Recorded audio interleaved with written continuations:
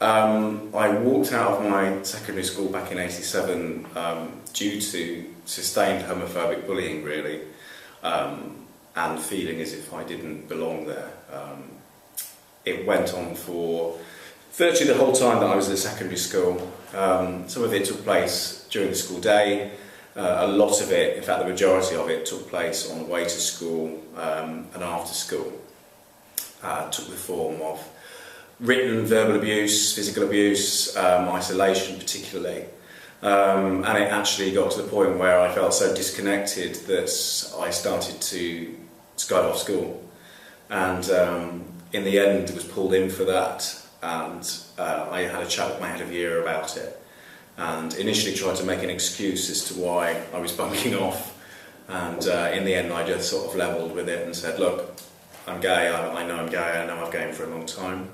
And during the course of that conversation it was considered that it might be a good idea if I left, and without that support, for me that was the final straw. So I literally left there and then. I got up and walked out of the school gate, and as far as I was concerned that was the end of my formal years of education. How do you think these experiences affected your early adult life? I know for a fact that I struggled to actually find my place, as a lot of young people do, to be fair. As I came through secondary school, there were careers circuses, if you like, they called them. And I always sort of struggled to see where I fitted into these various employment campaigns and prospects, because I basically had been isolated from the school community, and I guess I was carrying that with me, and felt that whatever job I went to, the same thing could potentially happen. So therefore it was just easier to withdraw from all of that. And I think when I walked out of school, it was really a case of survival. My parents found out around that time that I was gay, and they, for various reasons at that time, found it very difficult to deal with. So I had a school where I didn't belong, and I also had a home where I didn't belong. So for me it was around taking the first job that came along, just to be able to pay the rent, to be able to get myself out into what I consider to be a safe situation. So I think, you know, for the next 4 or 5 years, really, I just sort of jumped around and drifted around, just to keep my head above water and to keep myself in safe places where I would fit in. And that meant that I didn't necessarily make the choices career-wise or study-wise that enabled me to fulfil my potential at that point in Tomorrow life. you'll be returning to the same school, albeit with a very different culture and management team, to deliver workshops on preventing homophobia in schools. How are you feeling about this? Really excited, actually, and very privileged to be able to go back, to be asked to go back. It's part of their diversity days, and I'm very aware that, you know, I walked out of the what was Lutterworth College in 1987, and I'm going to walk back into Lutterworth College in 2013. It's a different set of people.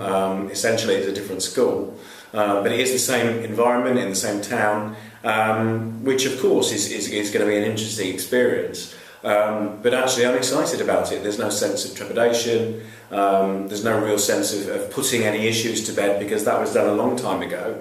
For me, it's exciting to be able to go and talk about my experiences in a way that hopefully will impact positively on the culture and ethos within the school, in terms of celebrating difference and celebrating different forms of relationships. So what do you hope will come of this visit? Well, I know for a fact that the school has got a really exciting and diverse range of speakers for their Diversity Day, and I think it's brilliant that you know, the school is willing to take on this work and do it so well. So I'm looking forward to meeting all the other speakers as well. There's a really diverse range of subjects. In terms of impact, I hope that it makes the students consider what homophobic bullying looks like, what it does to a person, and not just in the short term, in the long term as well, and how that can affect their chances of fulfilling their potential in an education context, but also in employment, and how it can limit that, or it can stall that process. But hopefully they'll have fun, hopefully they'll be inspired, and hopefully it will make them think. So I'm really looking forward to go and do some work around this.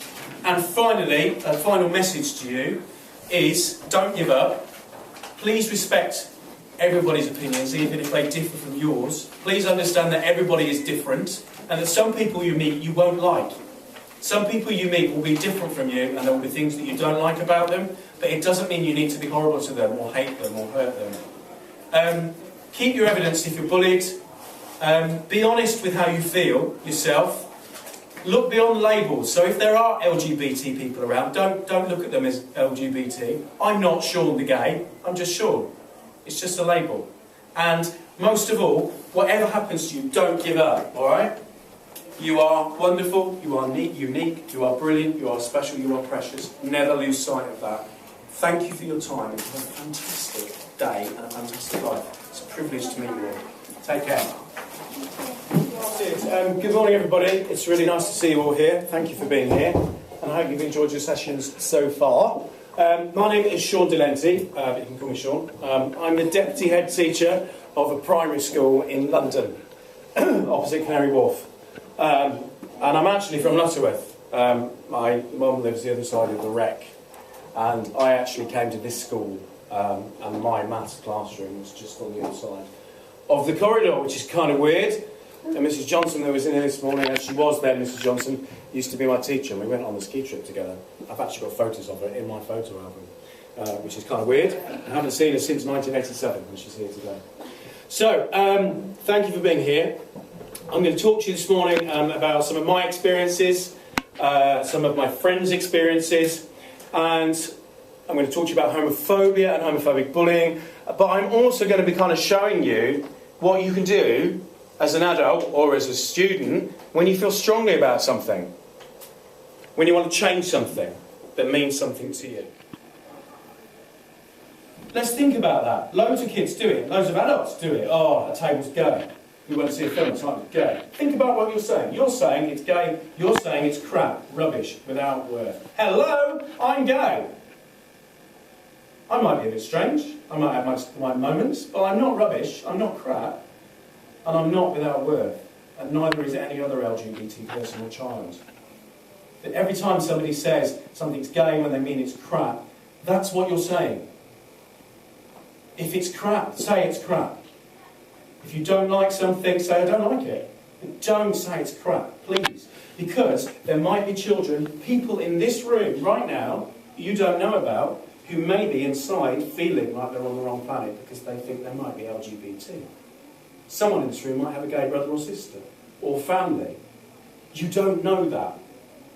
And they might not want to say it because they might be scared they're going to be bullied for it. But if they hear you say the word gay, meaning crap, you're hurting them. And you're starting them on that journey towards the school. How's it gone? I think it went really well. It's been a long day.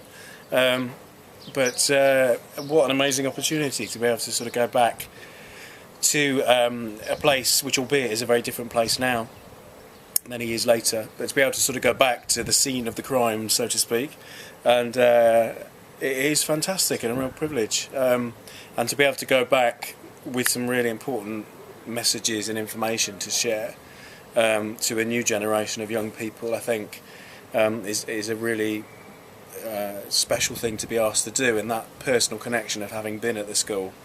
And having experienced homophobic bullying in that, in that building, to then go back into that and be able to just stand there and say, look, this is not acceptable, this is wrong, and this damages lives, is really powerful. It was great in terms of the response from the students and the range of students. And what was great was the college had actually got a whole programme of Diversity Day events, which was absolutely stunning. I mean, really, really broad programme events, which would be a fine model for any school, college or university to follow. So I think it's been a really positive experience. In terms of me personally, I dealt with what happened years ago. So, I didn't go in there expecting closure or healing or any of those things. But at the same time, I guess there's a small part of you that it's nice just to go back on very different terms and come away, hopefully having made a difference, so that other people don't go through what I went through. And I've already heard from a number of students that were there today saying, you've changed my thinking. What more can you ask for? It's great, really positive.